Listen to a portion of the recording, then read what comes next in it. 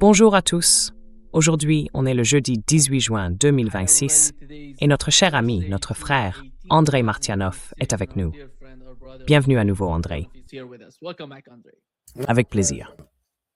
Andrei, enfin, on a reçu le texte, on a le protocole d'accord, le document, et je suis sûr que tu l'as vu, que tu as regardé les points qu'il contient. Qu'est-ce que tu en as pensé?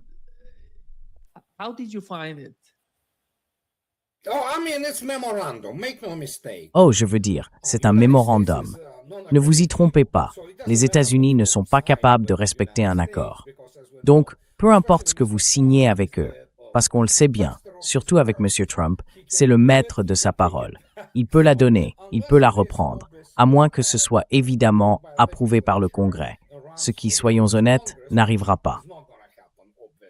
Tout ça, c'est pour la mise en scène, pour que Trump fasse tourner à son avantage. En gros, ce que les États-Unis ont pris à l'Iran. Et oui, il y a cette campagne Green Day. Le groupe s'appelle Green Day. Leur album American Idiot s'est vendu à des millions et des millions d'exemplaires, à la fin des années 90, je crois. Moi, je suis pas trop dans le grunge, ni le punk grunge. Donc voilà, American Idiot.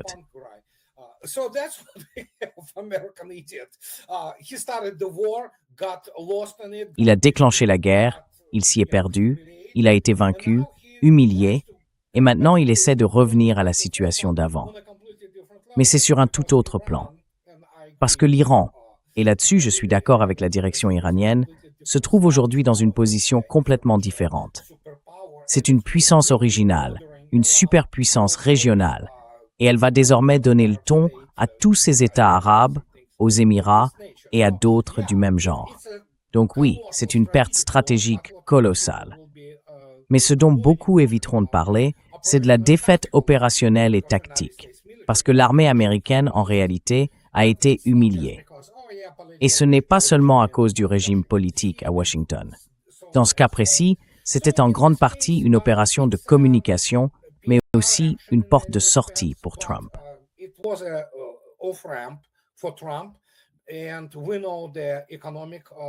Et on connaît le contexte économique derrière tout ça. C'est la baisse des réserves stratégiques de pétrole aux États-Unis, tombée en dessous du niveau de 1983. Et qu'on ne se trompe pas, en 1983, les États-Unis comptaient environ 250 millions d'habitants. Aujourd'hui, on est presque à 350 millions. Donc, si on rapporte, en quelque sorte, ces chiffres aux réserves stratégiques de pétrole, on voit bien l'impact que ça peut avoir. Certes, les États-Unis ont aussi été désindustrialisés, mais ils se sont mis à consommer davantage. Et on verra sans doute ces réserves stratégiques baisser encore plus. En fait, il s'est retrouvé poussé dans cette situation. Il s'est lui-même acculé. Je veux dire, il est au service d'Israël. Et maintenant, on voit tout ce qu'il y a à voir sur Israël. Tout le monde sait ce qu'est Israël, désormais.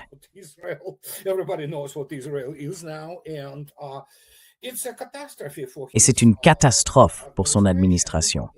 Et la seule chose qu'ils ont, comme toujours, la seule guerre que l'Occident réunit et les États-Unis savent mener, c'est une guerre de communication, avant tout. Et c'est exactement ce qu'ils font. Ils manipulent le récit. Alors, quel est le contenu du protocole d'accord? J'y ai jeté un œil, vous savez. Et encore une fois, soyons clairs. J'ai dit dès le départ ce que je pensais. Je ne prends plus rien de ce qui vient aujourd'hui de la Maison-Blanche au sérieux. Franchement, c'est du genre, oui, bon, peu importe. Mais la question est très simple. Et l'Iran y a répondu. L'Iran a battu les États-Unis. Et maintenant, les États-Unis vont faire, en gros, tout ce que l'Iran leur a ordonné de faire. Voilà.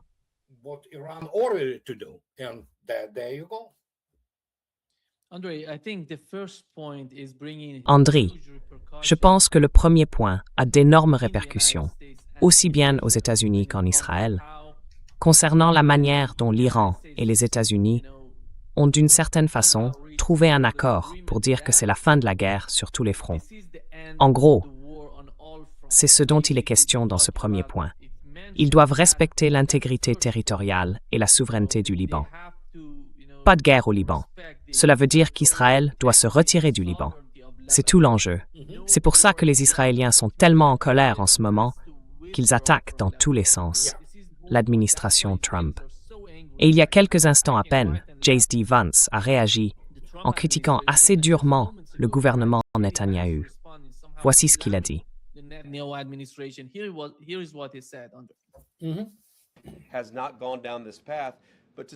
Il n'a pas suivi cette voie. Mais à certains membres du gouvernement israélien qui attaquent le président des États-Unis, je voudrais dire une chose. Au cours des 3 derniers mois, les 2/3 des armes défensives qui ont protégé votre pays ont été fabriquées par des mains américaines et financées par les impôts des citoyens américains. Le problème d'Israël, ce n'est pas Donald J. Trump. Et toute personne en Israël qui pense que son plus grand problème, c'est le président des États-Unis, doit se réveiller et regarder en face la réalité de la situation dans laquelle se trouve ce pays. Merci à tous.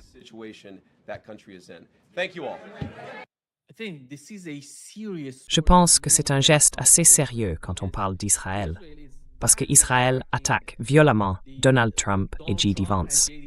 Et il l'a dit lui-même, environ les 2/3 des armes utilisées pendant la guerre. Oh, c'est bien plus que ça. Bien plus que ça. Il faut comprendre encore une fois, écoutez. Militairement, Israël sans les États-Unis, ce n'est rien. Ils ont volé, en gros, enfin c'est toute une autre histoire, la façon dont ils ont obtenu leurs armes nucléaires.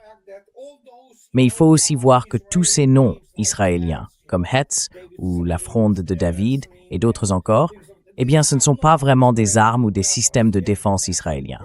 Certes, ils ne sont pas terribles, ils ne sont pas bons. Mais malgré tout, ce sont les États-Unis qui fournissent à Israël la majeure partie de tout ça. En fait, l'infrastructure militaire essentielle. C'est Boeing, c'est Raytheon et d'autres du même genre. Donc la seule chose qu'Israël fait vraiment, c'est qu'ils ont quelques entreprises qui travaillent dans l'électronique radio et ils produisent des choses comme le Merkava. L'armée de l'air, elle est entièrement américaine.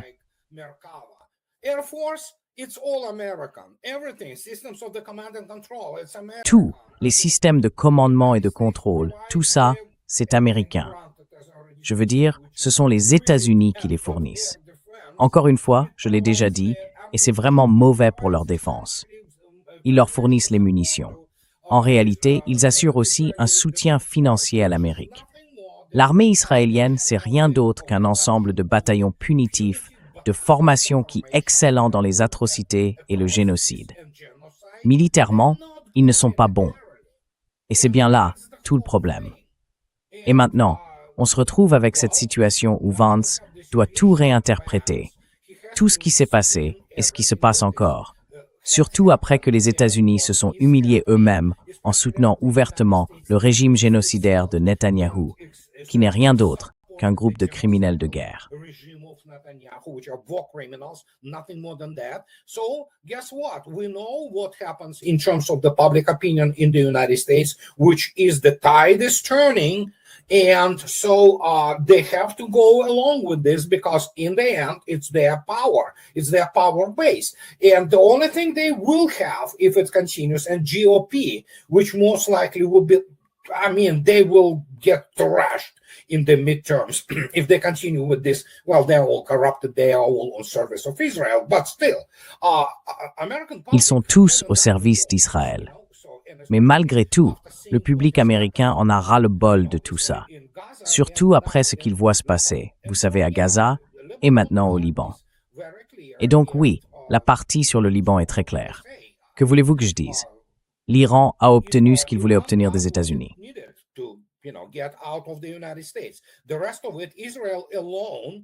Le reste, c'est qu'Israël, seul, n'a en réalité que quelques options. Militairement, ils ne peuvent vaincre personne, sauf en entrant dans ces zones arabes sous-développées et en tuant des civils. C'est la seule chose qu'ils savent faire. Le Hezbollah, lui, contrôle en grande partie le déroulement de l'opération, si on veut, et il peut infliger bien plus de dégâts si Israël continue sur cette voie. Comme je l'ai déjà dit, c'est soit des atrocités sur le terrain, soit des bombardements contre des gens qui n'ont pas de défense aérienne et ne peuvent pas riposter. Mais dès qu'ils se retrouvent face à un ennemi bien entraîné, capable de répondre, comme les États-Unis ont connu leur propre jour de vérité, eh bien, on voit très bien ce qui se passe.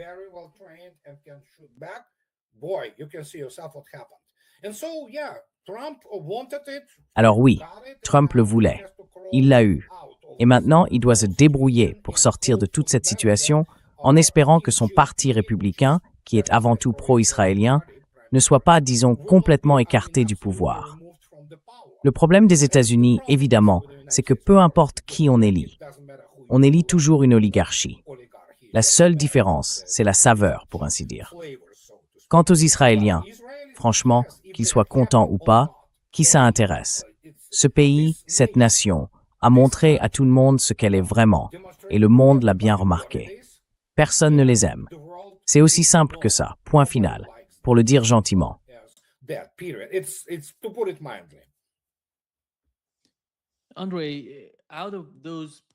André, parmi tous les points mentionnés dans le protocole d'accord, celui qui, à mon avis, pose vraiment question, c'est celui des sanctions. Parce que franchement, quand on parle des avoirs gelés, on ne peut pas faire confiance aux États-Unis. Ça n'arrivera pas. Le seul point vraiment important dans ce document, selon moi, c'est la question du Hezbollah, du Liban et d'Israël. C'est la réalité du terrain. L'Iran a dit que si Israël attaque, ils répondront. C'est la réalité, et c'est pour ça que c'est mentionné dès le premier point. Et le deuxième point, c'est le détroit d'Ormuz et tout ce qui s'y passe. Les États-Unis ne pourront pas changer la réalité du détroit d'Ormuz. Non, c'est impossible. Oui, le troisième point important, c'est le programme nucléaire iranien. L'Iran a déclaré qu'il ne voulait pas produire d'armes nucléaires. Ils sont prêts à négocier, quoi qu'il en coûte. Ils vont négocier, et ils n'auront aucun problème à le faire. Mais tout dépend en réalité des sanctions américaines. C'est là que, selon moi, le problème se pose. Parce que si on parle des sanctions liées à la NSA, à l'AIEA, des sanctions secondaires, primaires, ou encore celles du Conseil de sécurité de l'ONU, tout ça ensemble, eh bien, tant que les négociations avancent sur le programme nucléaire iranien, il y aura une forme d'allègement des sanctions de la part des États-Unis.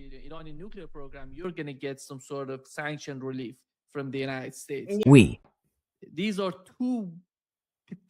Ce sont deux points. En particulier, ces deux-là sont liés entre eux. Mais quand on parle du détroit d'Ormuz, rien n'a de lien avec ces deux points, ni avec les autres d'ailleurs.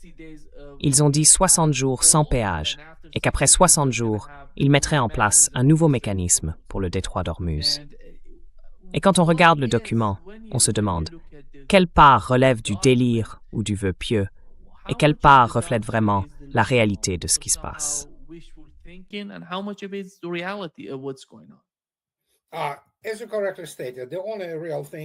comme vous l'avez justement dit, la seule chose réelle, c'est évidemment le Liban.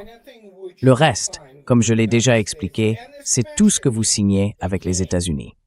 Et surtout, quand il s'agit encore une fois d'un document non contraignant. C'est un document non contraignant parce que, eh bien, il y a tellement à dire sur la façon dont on essaie de le faire passer au Parlement. On ne peut rien faire passer au Congrès américain. Il est tellement corrompu, tellement au service d'Israël ou d'intérêts particuliers, que ça n'a au fond aucune importance. Alors, que voulez-vous que je dise? Eh bien, qu'ils continuent à jouer leur petit jeu.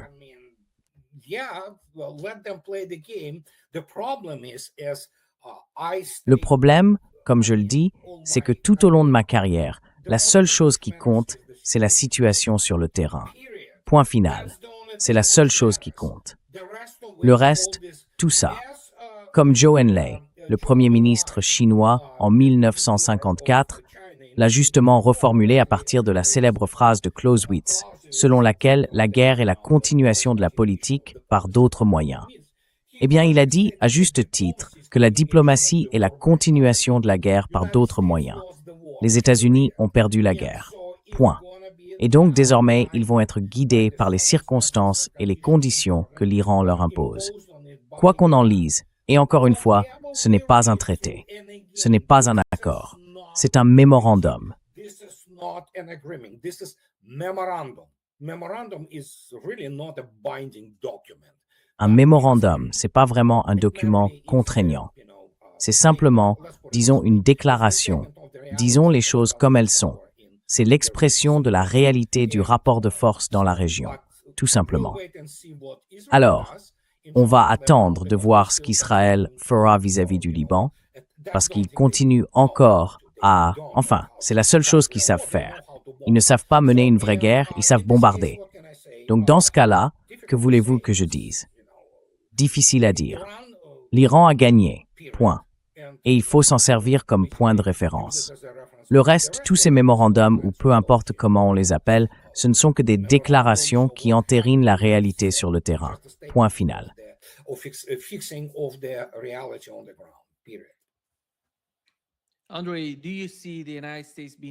André, est-ce que tu penses que les États-Unis sont capables? Parce que Donald Trump, ce n'est pas une question d'Israël. C'est une question de comment l'économie fonctionne, à l'intérieur comme à l'extérieur du pays, et de la pression mondiale sur les États-Unis. Hier, il a dit que les réserves de pétrole américaines étaient à 4 semaines d'être complètement épuisées. Donc c'est ça, le vrai problème pour Donald Trump. Oui, tout à fait.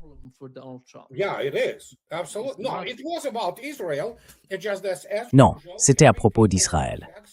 Comme d'habitude, avec des gens comme Hegseth ou Kane, ils n'ont jamais réfléchi aux conséquences, parce qu'ils sont guidés par toutes sortes d'idées absurdes et de croyances religieuses fanatiques, qui n'ont rien à voir, par exemple, avec le christianisme. Pete Hegseth n'est pas chrétien. Il est, comme la plupart des sionistes chrétiens, un juif talmudique enveloppé dans un discours chrétien. Enfin, ce ne sont pas vraiment des juifs, ce sont, vous voyez, des anglo-saxons ou des européens de ce genre, qui se drapent dans une rhétorique chrétienne, mais qui sont au fond des talmudistes. Donc au final, ils sont extrêmement incompétents et ils se sont trompés, comme toujours. Et du coup, que voulez-vous que je dise? Eh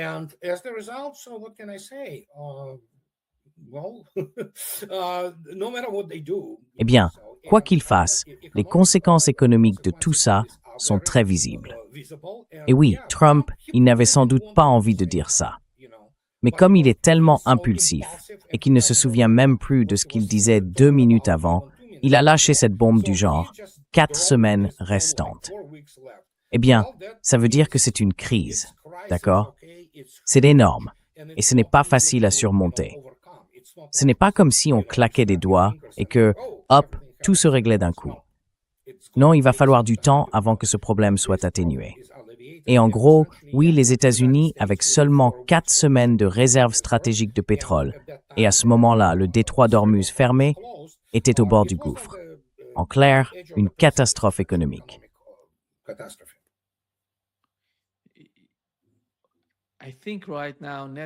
Je pense qu'en ce moment, Netanyahou estime que la seule solution, c'est de poursuivre la guerre. Mais l'administration Trump n'est plus là. On ne voit plus ça aujourd'hui. Tu crois qu'ils veulent retourner au Liban? Ils vont continuer à fournir des munitions et toutes sortes de choses de ce genre. Non, les États-Unis s'en mêlent. Je ne parle pas d'Israël.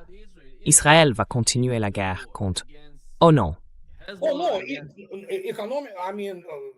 Je veux dire, face à l'Iran, ils n'ont aucune raison de s'en mêler. Et encore une fois, même à partir des informations publiques, donc non classifiées, on voit bien que les États-Unis sont en gros en train de racler les fonds de tiroir à ce niveau-là. La seule chose qu'ils aiment faire, c'est, encore une fois, bombarder. Et bombarder, c'est quoi? Les États-Unis n'ont plus assez d'armes à longue portée. Leur rythme de production est vraiment pathétique. Pour reconstituer les stocks, il faudra plusieurs années. Il y a toutes sortes d'études, de rapports aussi, comme ceux du Government Accountability Office. Leur flotte de F-35 est en gros prête au combat à seulement 25%. C'est une véritable catastrophe. Et qu'est-ce qu'il leur reste? Eh bien, des GPU, des JDAM, voilà.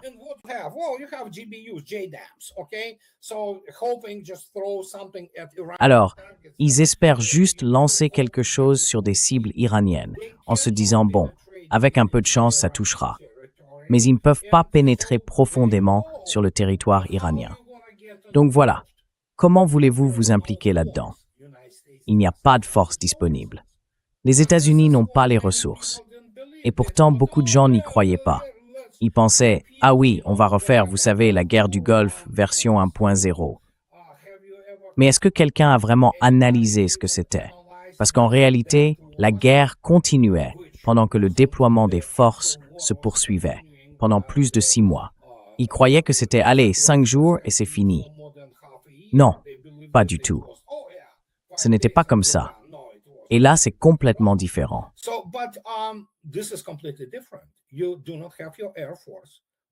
Vous n'avez pas de force aérienne capable de vraiment soutenir les opérations, parce qu'elle se ferait abattre. Et tu n'as pas non plus de force terrestre. Les États-Unis n'avaient pas les troupes au sol nécessaires pour un pays comme l'Iran. Même en 1991, ça n'aurait rien changé. Ce serait une catastrophe.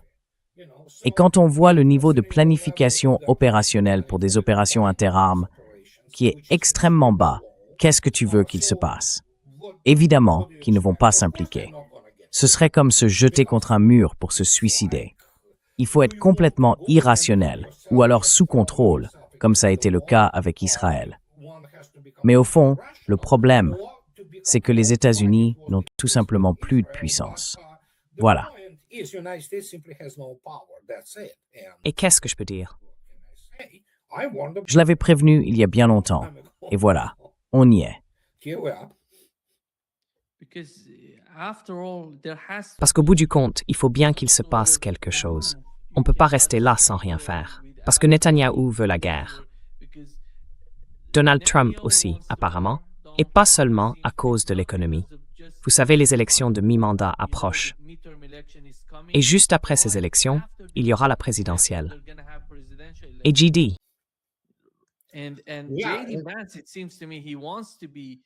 Vance, à mon avis, il veut être... Enfin, oui, c'est la seule véritable chance pour le Parti républicain.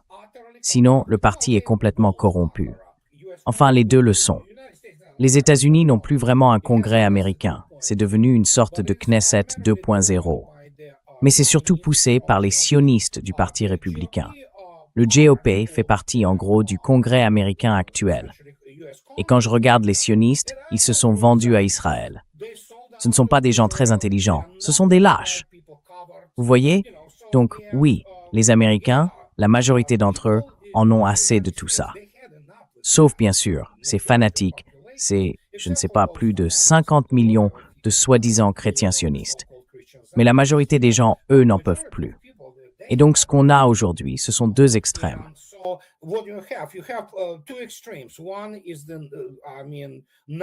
D'un côté, on a enfin ces satanistes cauchemardesques issus de ce qu'on appelle soi-disant la gauche, alors qu'ils ne le sont pas, ces sectes néolibérales du Parti démocrate, avec tout ce qui va avec, le DEI, la culture woke et tout le reste. Et de l'autre côté, on a ces pseudo-conservateurs, soi-disant de droite, mais entièrement au service d'Israël. Et au milieu, qu'est-ce qu'il reste? Probablement, je dirais, plus de 200 millions d'Américains qui n'ont aucune voix dans la politique du pays. Ces gens-là se font diriger par une bande de types louches, les uns venant du Parti démocrate, les autres du Parti républicain. Et la majorité des Américains, eux, restent là, à se gratter la tête, pendant qu'ils subissent, eh bien, une véritable catastrophe économique, une chute du niveau de vie, la désindustrialisation du pays, plus de vrais emplois, plus rien de solide, rien de sérieux.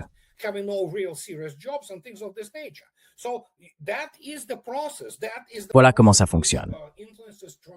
C'est ce processus-là qui influence énormément le cycle électoral. Alors Vance, ou les gens qui l'entourent, ils ont bien compris ça. Ils savent comment se faire élire et comment rester en place. Ils n'ont pas d'autres compétences. L'élite américaine, elle, n'a pas la capacité de gouverner. Elle ne sait pas ce que c'est que l'art de gouverner, ni ce que signifie vraiment l'esprit d'État. Aucun d'entre eux ne le sait. Mais au moins, ils comprennent qu'ils doivent garder le pouvoir et se maintenir au pouvoir. Si on continue comme ça, tôt ou tard, tout ça sera balayé.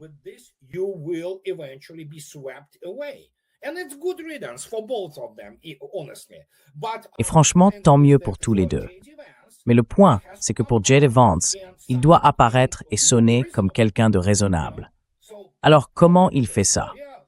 Eh bien, il dit à Israël ce que tout le monde sait déjà, que c'est un régime génocidaire, et que Netanyahou devrait être derrière les barreaux. Israël doit être jugé comme la nation qui a commis un acte de génocide. Et ça ne l'éloigne pas vraiment de l'Allemagne nazie. C'est ce qu'ils ont toujours fait, tuer des civils. C'est la seule chose qu'ils savent faire. Et voilà où on en est aujourd'hui. La dynamique politique aux États-Unis a clairement une influence sur toute cette situation. Et encore une fois, si j'ai une arme mais pas de balles, à quoi me sert mon arme? Je peux toujours la lancer sur l'ennemi. Les États-Unis, eux, n'ont plus de balles.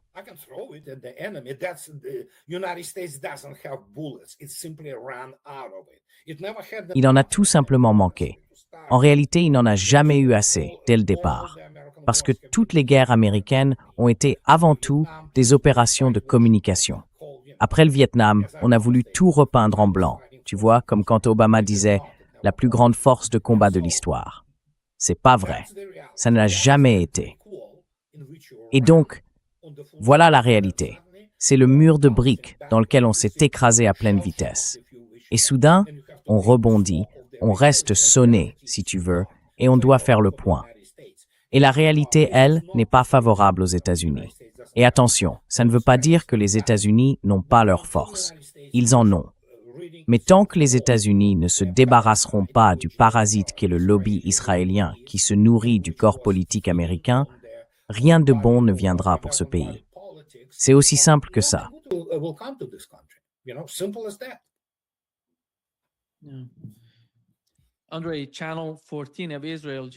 André, la chaîne 14 en Israël, vient d'annoncer que la direction politique du pays a autorisé l'armée israélienne à ouvrir le feu à l'intérieur de la ligne jaune dans le sud du Liban.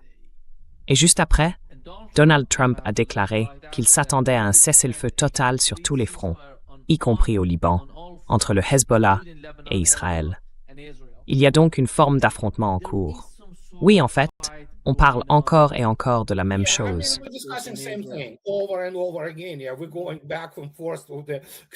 On tourne en rond, on revient toujours au point de départ. L'administration Trump est sous la coupe des Israéliens, d'accord? Et Israël se moque de ce que Trump peut dire, parce qu'ils ont le Congrès dans leur poche. Donc ils peuvent continuer ce numéro d'acrobatie, si on veut, ou ce numéro de trapèze, mais ça ne change rien. Israël contrôle en grande partie le gouvernement américain, surtout en matière de politique étrangère. Alors, peu importe ce que Trump dit. Écoutez, je peux très bien sortir et déclarer que je suis Superman.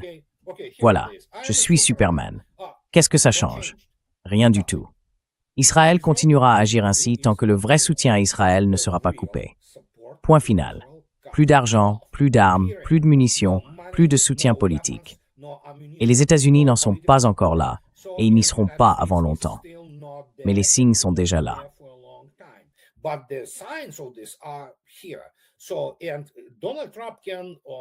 Donald Trump peut déclarer tout ce qu'il veut. Je suis à peu près sûr qu'Israël a suffisamment de compromates, si on peut dire, sur lui, à travers les dossiers Epstein et ce genre de choses. Donc peut-être qu'ils ont même négocié pour faire, comment dire, leur petit théâtre, leur kabuki en quelque sorte. Mais au fond, ils restent du même côté. Trump continuera à soutenir Israël. Point final. C'est aussi simple que ça. Et encore une fois, beaucoup de gens ne comprennent pas, comment dire, l'ampleur de la catastrophe pour lui, sa catastrophe personnelle. Parce que toute sa vision du monde repose avant tout sur des magouilles immobilières à New York et sur des concours de beauté. Et là, soudainement, il se retrouve face aux vraies conséquences. Et quand on considère le fait que c'est un homme sans aucun principe, il n'a, je veux dire, ni morale, ni quoi que ce soit.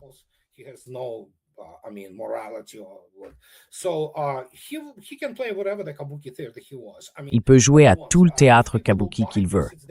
Si les gens y croient, c'est leur problème. Mais comme je l'ai déjà dit, on entend ces déclarations année après année. Alors, cette histoire de mettre fin à la guerre en Ukraine en 24 heures, comment ça s'est passé? Tu peux me le dire. Voilà, tout est là. Essayez d'expliquer, ou disons, de rationaliser quelque chose qui n'existe pas, qui est complètement faux, c'est son costume vide, commandé par Israël et Netanyahou. Et c'est pareil pour les États-Unis. leur version UNESCO 2.0. On verra bien. Pour l'instant, c'est du pur marketing, mais pas par manque de volonté politique. C'est parce qu'il est tout simplement impossible pour les États-Unis de poursuivre leurs opérations militaires. Point final. C'est ça, la réalité. Ce n'est pas une question de volonté politique, c'est secondaire. Le fond du problème, c'est l'impossibilité de continuer. Aussi simple que ça.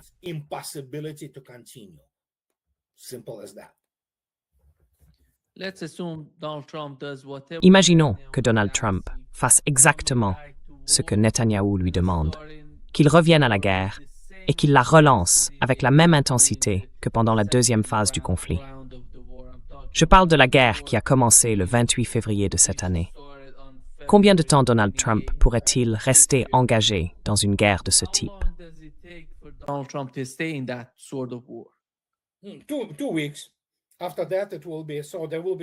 2 semaines.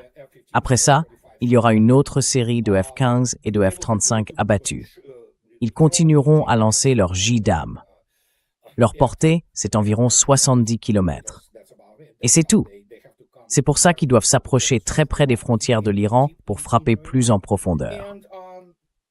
Et voilà, une fois qu'ils auront épuisé leur Tomahawk et leur JDAM, ce qui représente à peu près 2 semaines de stock, qu'est-ce qu'il leur restera? Pas grand-chose.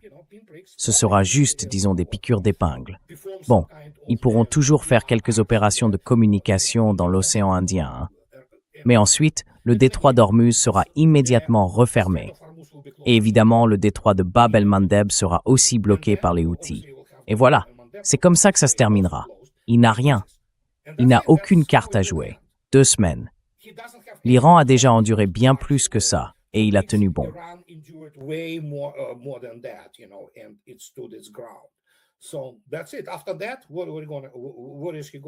Voilà.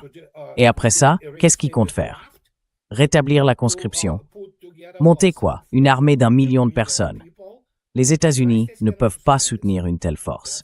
C'est ce que beaucoup de gens ne comprennent pas. En 2 semaines, ils auront épuisé ce qui leur reste de missiles et de munitions. Il faut nourrir tout ce monde. Il faut les former. Il faut transformer ce rassemblement de gens qui ne connaissent que les opérations de police en Irak et en Afghanistan en une armée censée se dire « Oui, on peut aller envahir l'Iran et se battre à travers toutes ces montagnes. » Bonne chance avec ça. Militairement, c'est tout simplement impossible pour les États-Unis. Point final. On ne peut pas conquérir un pays comme l'Iran. La seule chose qu'ils peuvent faire, encore une fois, c'est semer le désordre, mener des sabotages, Thao.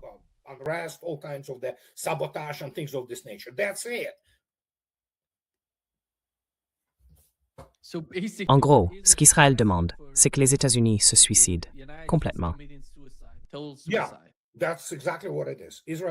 Oui, c'est exactement ça. Israël s'en fiche complètement. Écoutez, ils ne se soucient pas des Américains ordinaires.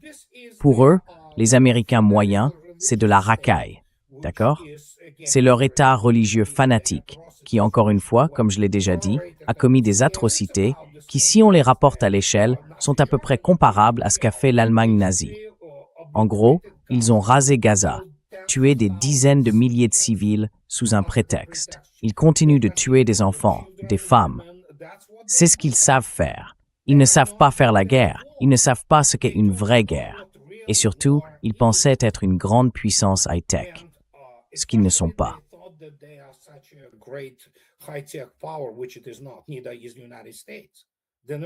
Ni les États-Unis non plus. Les États-Unis, en réalité, ne valent que ce qu'ils ont vraiment, c'est-à-dire leurs armes nucléaires, et bien sûr, leur constellation de satellites, qui offrent d'excellentes capacités de renseignement, de surveillance et de reconnaissance. Et c'est à peu près tout. Beaucoup de gens ne le comprennent toujours pas. Les États-Unis ne produisent plus de chars de combat principaux. Ils ne peuvent même plus fabriquer de chars moyens. Ils n'y arrivent tout simplement pas. Ils ont perdu leurs compétences. Ils n'ont plus la technologie pour le faire. Ils n'ont plus la technologie pour faire beaucoup de choses, d'ailleurs. Alors, encore une fois, qu'est-ce qu'on fait dans ce cas-là?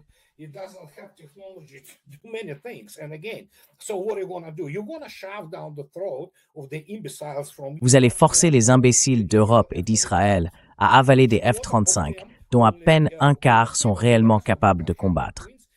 Le reste, ce sont des reines de hangar. Ils ne volent pas. Ils ne peuvent remplir aucune mission. Et ce n'est pas moi qui invente ça. C'est le dernier rapport du Government Accountability Office, et il est terrifiant. Donc, quand on regarde ça, encore une fois, c'est une impossibilité. C'est physiquement impossible. Comme vous l'avez justement dit, Israël se moque complètement de savoir si l'Amérique s'effondre demain ou se suicide. Tant qu'ils ont accès à l'argent et un peu de technologie, ça leur suffit.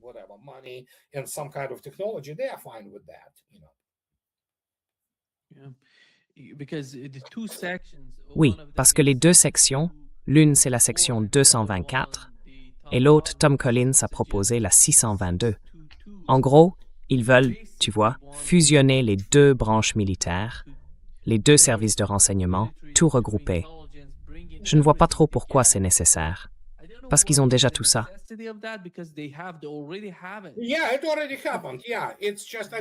Oui, c'est déjà arrivé. Franchement, je ne vois pas pourquoi tout le monde en fait tout un plat. Je veux dire, puisqu'ils l'ont déclaré, ça existe déjà de fait. C'était Tom Cotton, non? Oui, c'est un sioniste. C'est un avocat qu'on a envoyé en Afghanistan, il croit qu'il connaît la guerre. En réalité, il ne connaît rien aux vraies armées. C'est un produit du ROTC, donc militairement, il est incompétent.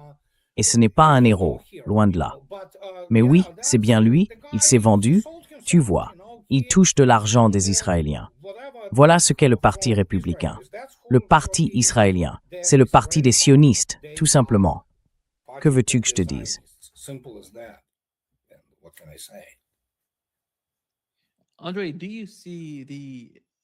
André, est-ce que tu vois, on sait que la guerre qui a commencé, cette guerre choisie contre l'Iran au Moyen-Orient, a provoqué une certaine division au sein du mouvement MAGA aux États-Unis.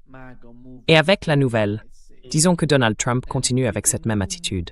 Il veut faire pression sur Israël, il veut agir sur ce sujet. Admettons qu'il soit sincère dans sa façon d'agir, ce qu'il n'est pas. Mais bon, imaginons toutes ces bonnes intentions. Comment tout ça va-t-il influencer le mouvement MAGA et l'élection présidentielle de 2028?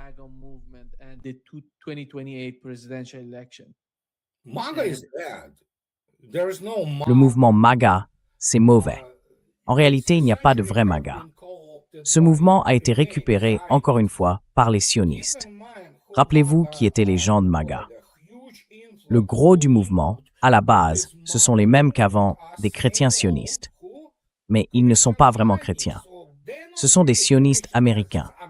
Ces fanatiques issus des milieux évangéliques fondamentalistes, ou vous savez, ces adorateurs de la Bible de Scofield, ces cultes morbides d'idolâtrie. Ce ne sont pas des chrétiens. C'est comme l'évangile de la prospérité.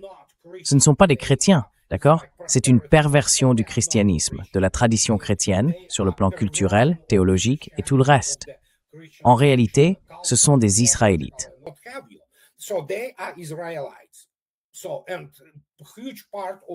Et une grande partie de ce qu'on appelle le lobby israélien, enfin pas vraiment un lobby, c'est plutôt une communauté, fait partie du mouvement MAGA. Mais il y a aussi des gens fanatiques qui vénèrent Trump comme un patriote américain et tout ce qui va avec. Mais MAGA, c'est ça, parce qu'en fait, beaucoup de gens finissent par comprendre ce qu'ils sont en train de voir. Et la seule chose que la politique américaine a toujours su faire, c'est manipuler.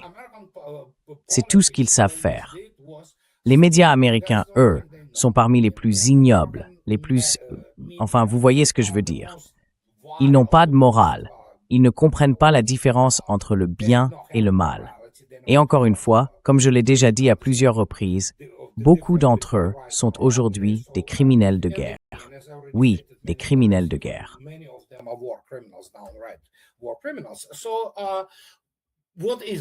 Alors, qu'est-ce que c'est MAGA? Make America Great Again. Rendre l'Amérique à nouveau grande. Je veux dire, c'est une chose de proclamer ça, de lancer toutes sortes de beaux slogans. Mais quelle est la réalité? Il y a eu certains mouvements, certaines tentatives, mais même ça, ce n'est pas suffisant. Et encore une fois, beaucoup de tout ça repose, pour une raison ou une autre, sur cette mythologie militaire américaine du genre. Oui, on va redevenir grand. Les États-Unis ont été une grande puissance militaire, c'est vrai. Et à cette époque, ils ont bien remporté leur guerre dans le théâtre du Pacifique. Mais pendant la Seconde Guerre mondiale, ils dépendaient totalement de l'armée rouge et de leurs alliés occidentaux. C'est pas moi qui le dis, hein. Toute la stratégie reposait sur ce que faisaient les Russes sur le front de l'Est.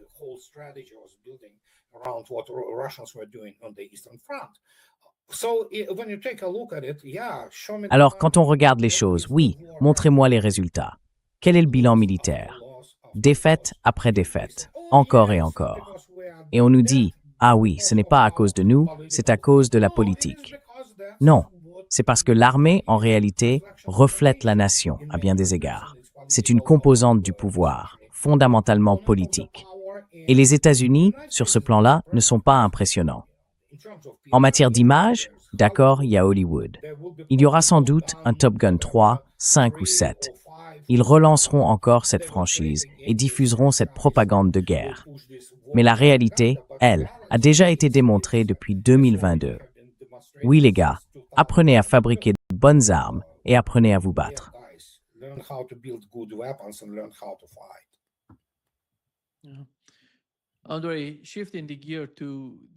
Andriy, si on passe maintenant au conflit en Ukraine, à la guerre en Ukraine, nous avons eu le ministre russe des Affaires étrangères, Sergueï Lavrov. Il a déclaré que la Russie allait mener des frappes massives contre les cibles des forces armées ukrainiennes et que la mission fixée par Poutine était en train d'être accomplie. Que se passe-t-il vraiment sur le front de cette guerre en Ukraine? On sait qu'ils utilisent des drones et la situation empire avec le temps. Et personne ne semble réagir à ce que l'Ukraine est en train de faire. Ce n'est pas vrai.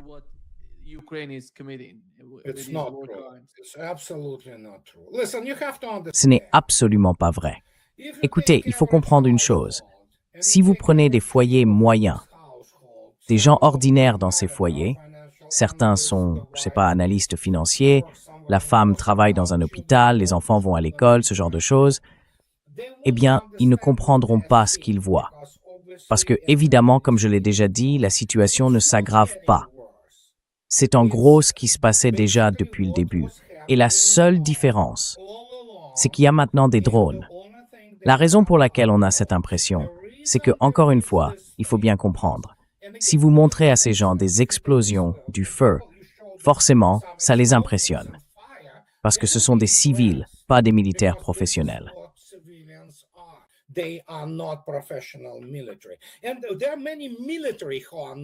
il y a beaucoup de militaires qui ne sont pas des professionnels, et je ne vais pas citer de nom ici. La réalité, c'est que si on regarde la carte en ce moment, et je ne parle pas seulement de Zaporozhye, le fait est que Kherson est en train d'être évacué pendant qu'on parle. Je parle aussi de la situation à Konstantinovka, qui est en grande partie sous contrôle russe. Bien sûr, ça sera nié jusqu'à la dernière minute. C'est ce que font les médias, et surtout les médias occidentaux. On voit maintenant que Druzhkovka est encerclée et que Liman est sous contrôle russe. Qu'est-ce que ça veut dire? Si on regarde la carte, on voit clairement une tenaille qui encercle, en gros, l'agglomération de Kramatorsk et de Slaviansk.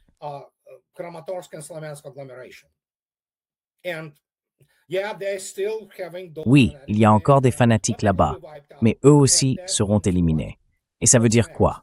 Quelle est la suite? Les Russes ne vont pas prendre Kharkiv, mais leur situation, surtout en termes de personnel, est catastrophique. Ils n'ont pas assez d'hommes. C'est pour ça qu'ils s'attendaient à ce que ça dure des mois. En réalité, leur rythme d'opération s'intensifie. Alors que dire? De quoi ont-ils besoin? Ah oui, d'images. Ils ont besoin de montrer quelque chose. Donc, ils envoient 200 drones sur Moscou, ils obtiennent quelques vidéos avec des explosions, des trucs comme ça. Eh bien, je peux vous le dire, c'est maintenant des données officielles.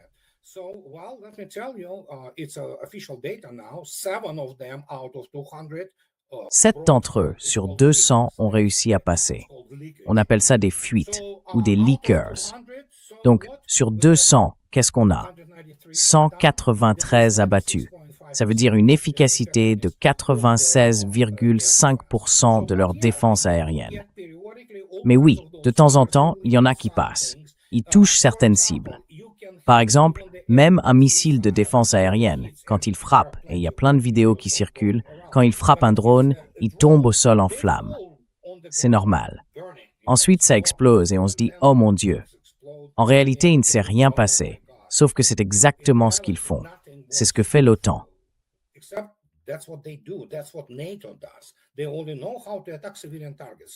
Ils ne savent attaquer que des cibles civiles.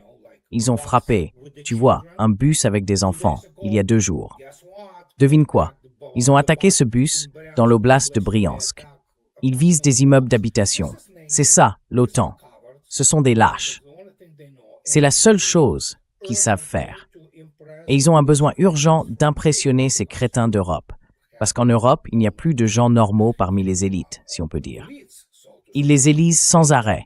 Donc, ils élisent, tu vois, des criminels de guerre, des maniaques génocidaires, des types comme ça. Et donc, ils ont besoin d'images. C'est tout ce qu'ils veulent. Mais évidemment, pourquoi? Parce qu'ils doivent cacher ce qui se passe vraiment sur le front.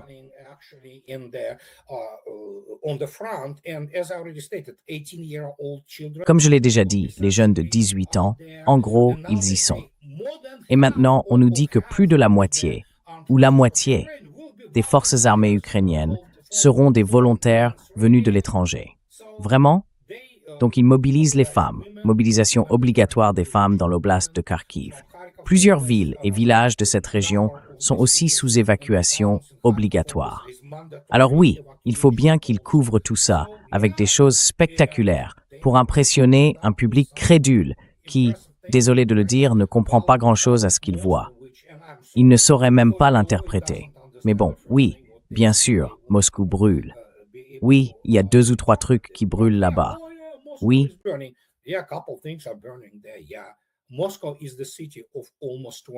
Moscou, c'est une ville de presque 20 millions d'habitants. Et en termes de superficie, c'est à peu près la taille de l'État du Luxembourg. D'accord? Donc oui, voilà, c'est comme ça. Ils ont besoin de faire ces coups de communication et ils vont continuer à le faire.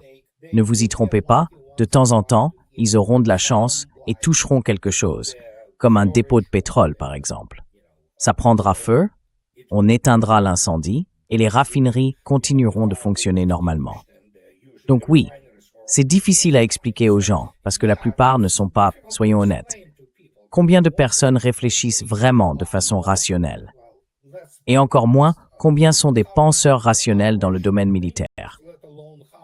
Très peu.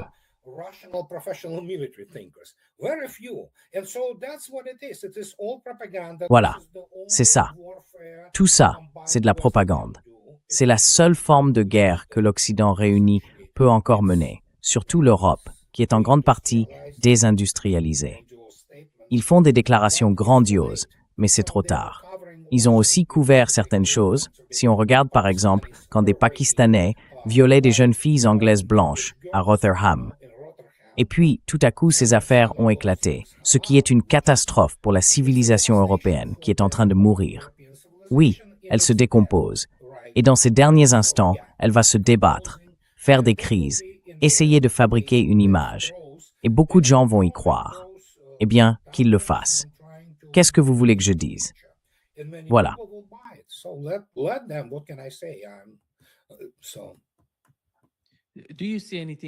Est-ce que vous voyez quelque chose bouger du côté des négociations? On a eu Macron au sommet du G7. Il a dit que les États-Unis étaient prêts à nous aider à mettre davantage de pression sur la Russie.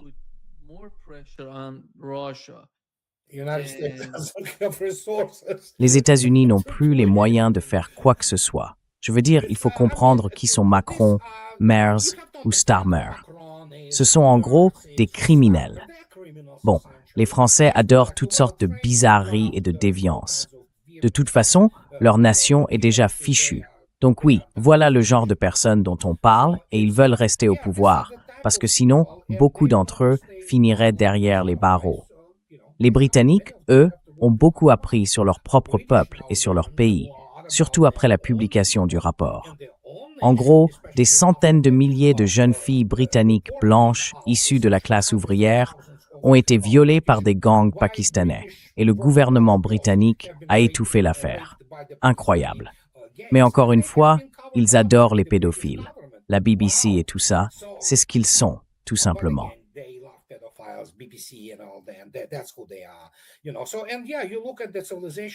Tu vois, cette civilisation est en train de se décomposer et ils ont besoin de rester au pouvoir. Parce que franchement, qui sait? Les Européens, c'est fini en tant que peuple. Ils sont dociles. Tu vois, ils vont être enfermés dans cette réalité totalitaire et ils ne feront rien. Ce sont des lâches, en gros. Alors il faut sans arrêt leur servir toute cette hystérie autour de la Russie. Regarde, soi-disant, les Russes perdent. J'en sais rien, mais les Russes avancent très bien en Ukraine, tu vois. Alors bon, qu'est-ce que tu veux que je dise? C'est de la propagande, tout simplement. Ce sont des opérations psychologiques. Ils ont complètement lavé le cerveau de leur population. C'est comme dans 1984. Ils auront faim, et malgré tout, ils continueront à faire semblant de soutenir leur gouvernement.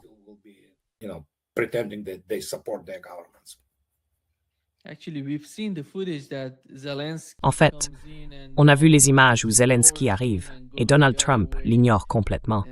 Il part dans l'autre direction, sans même lui adresser la parole. Mais dans la réalité, Andrei, quelle est la compréhension des discussions ou des manœuvres politiques du côté des États-Unis et de la Russie? Est-ce qu'ils voient une option crédible pour des négociations?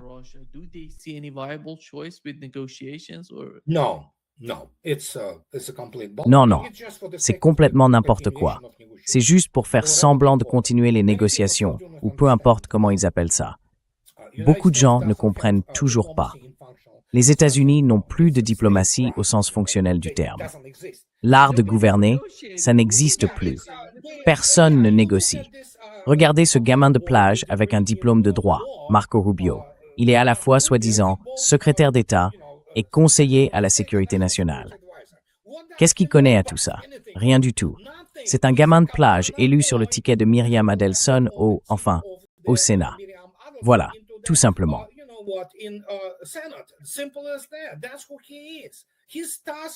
C'est ça, c'est le genre de personne qu'il est. Son niveau, c'est d'être procureur dans un comté paumé ou au mieux dans un État, tu vois, et de s'occuper d'affaires de circulation ou de violences domestiques, ce genre de choses. C'est ça son niveau. C'est qui il est. Mais maintenant, on a ces deux escrocs, Witkoff et Kushner. Tu crois que les Russes ne savent pas qui ils sont? Bien sûr qu'ils le savent. Ils savent que Kushner est, en gros, un atout du Mossad. La famille Trump, elle, est essentiellement sous contrôle, contrôlée par Israël. Et ce Witkoff, c'est un autre escroc de l'immobilier, lui aussi venu de New York.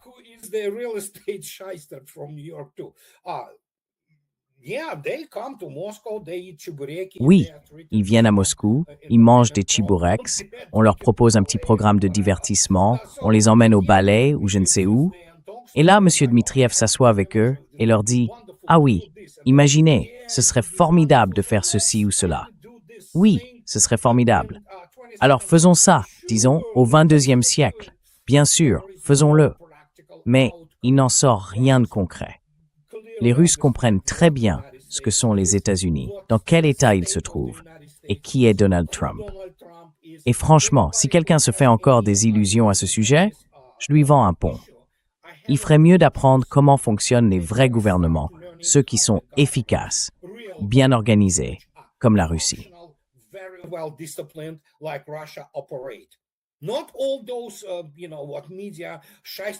Tous ces soi-disant experts médiatiques, tu sais, comme Karaganov ou d'autres, qu'on voit partout dans les médias alternatifs, comme s'ils avaient la moindre influence sur la politique russe. En réalité, la politique russe, elle se décide au Conseil de sécurité de la Russie. C'est aujourd'hui le plus haut niveau de contrôle de l'État. Et les gens qui y siègent, il faut bien comprendre leur rang gouvernemental et leur poids réel dans le pouvoir en Russie. Le reste, en gros, c'est juste un ensemble d'organes rattachés, nécessaires au bon fonctionnement de la société et de l'économie russe. Et si on regarde ça de près, il y a bien sûr la Douma d'État. Et puis les médias russes. Ça, c'est encore une autre histoire.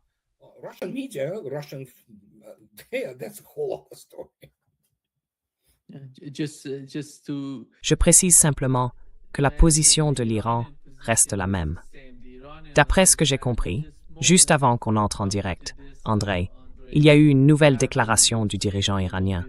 Il dit en gros qu'il ne pense pas que le protocole d'accord en vaille la peine. Iranians are very practical people, very smart. Oui, les Iraniens sont des gens très pragmatiques, très intelligents. Donc oui, au fond, il s'agit surtout de corriger ou de stabiliser la situation actuelle, à ce moment précis. C'est ça, tout simplement. C'est pour ça que discuter de tout ça en profondeur, surtout quand on sait ce qu'est l'administration Trump et qui la compose, ça n'a absolument aucun sens. Mais le fait est qu'il y a des réalités très dures, très concrètes sur le terrain. Tout est lié aux gens, à leurs émotions, à leur morale, à leur bien-être, à leur culture, à leur courage. Et ensuite vient la technologie. Tous ces systèmes de défense aérienne, tous ces missiles de croisière et tout le reste. Cruise missiles, all those, what have you. And Iran looks a tremendous victor. Et l'Iran apparaît comme un grand vainqueur, vraiment. On a l'impression qu'il met le pied sur la tête des vaincus, avec en quelque sorte l'épée pointée juste là. Voilà, c'est ça. C'est exactement ce que représente ce protocole d'accord. Et c'est pour ça que les Israéliens sont très en colère, et ils ont raison de l'être. Ils sont les prochains. Leur pays ne tient plus qu'à un fil, parce qu'ils ont complètement discrédité et rabaissé leur propre nation. Et je ne suis même pas sûr qu'il ait encore le droit d'exister. C'est devenu une sorte de régime nazi, en fait. Oui, national-socialiste, essentiellement. Mais c'est plus que ça. C'est un régime religieux fanatique. Et franchement, tant mieux. Que voulez-vous que je dise? Good riddance. What can I say? Merci beaucoup, Andrei, d'être avec nous aujourd'hui. C'est toujours un vrai plaisir. Avec plaisir. D'accord, au revoir. Bye. Au revoir.